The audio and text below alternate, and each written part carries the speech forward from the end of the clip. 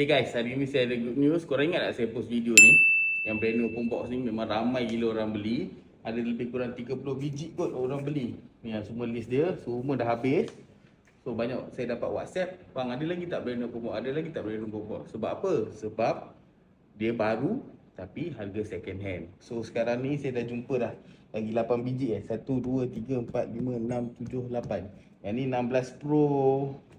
Yang ni 16 Pro Max. Okay. So saya tunjuk salah satu. Ini warna putih.